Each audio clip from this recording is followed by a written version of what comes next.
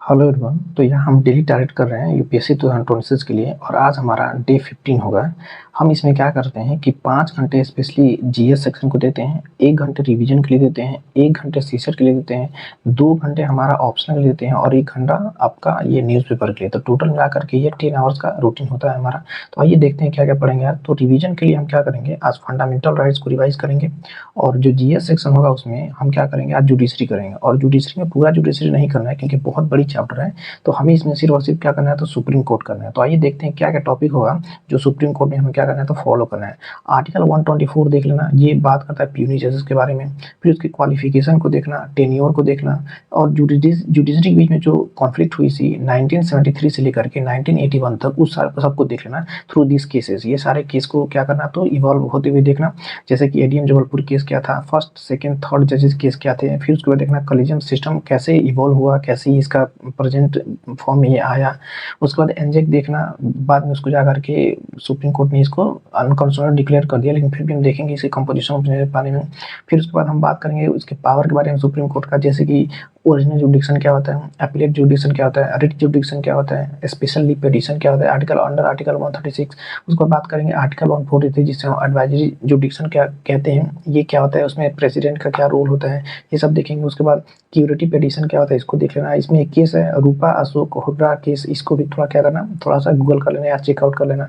उसके बाद हम क्या करेंगे, यहाँ पर रिमूवल देखेंगे कि कैसे सुप्रीम कोर्ट जजेस का रिमूवल होता है। Seat of the supreme court, ये इससे क्वेश्चन पूछे जा सकते हैं। उसके बाद कोर्ट ऑफ रिकॉर्ड्स, उसका जुडिशियल रिव्यू क्या होता है, पीआईएल क्या होता है, जुडिशियल एक्टिविजन किसे कहते हैं, जुडिशियल ओवररीच या जुडिशियल इवेजन क्या होता है, ये देखना। तो ये पूरा सुप्रीम कोर्ट में आज इसको कंप्लीट कर लेना। उसके बाद हम क्या करेंगे, सीसेट के लिए 1 घंटे देते हैं। तो कल के चैप्टर मैंने दिया था आपको करने के लिए क्लासिफिकेशन ऑफ नंबर्स, ये बहुत बड़ा चैप्टर था, तो इस पर क्या करना, थोड़ा प्रैक्टिस क्वेश्चन आज कर लेना। उसके बाद न्यूज़पेपर के लिए आप क्या करते हैं, 1 घंटे देते हैं। यदि आप न्यूज़पेपर इंडियन एक्सप्रेस कर रहे हो तो सिर्फ एक्सप्लेनर सेक्शन को देख लेना, और यदि आप द हिंदू पढ़ते हो तो सेलेक्टिव आर्टिकल्स या एडिटोरियल ही पढ़ना।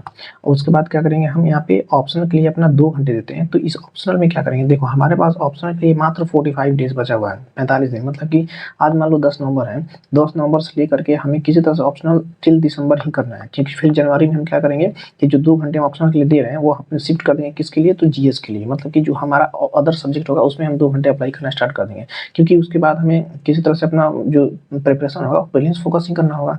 तो अभी तो हमारे पास 45 डेज है, तो कोशिश ये रहेगी कि पूरा का पूरा जो हमारा पेपर 1 है, ठीक, अब कोई भी ऑप्शन कर रहे हो उस सब में अप्लाई होगा। तो जो आपका पेपर 1 है उस कोशिश करो कि कम से कम 1 से 2 बार इसको रीड करने के लिए, सिर्फ रीडिंग डाल दो, नोट्स वगैरह छोड़ दो, लेकिन कम से कम एक बार रीडिंग आप जरूर डाल देना इसको, कि आपका कुछ कॉन्सेप्ट वगैरह हो तो क्या हो, थोड़ा सा क्लियर हो जाए। और यदि आपका ऑप्शन सोशियोलॉजी है तो आप ये चैप्टर 1 आज कर लेना, modern and social change in Europe and emergence of sociology, कैसे सोशियोलॉजी का इमरजेंस हुआ, तो ये चैप्टर 1 आज क्या करना, कर लेना अगर आपका ऑप्शन सोशियोलॉजी है तो।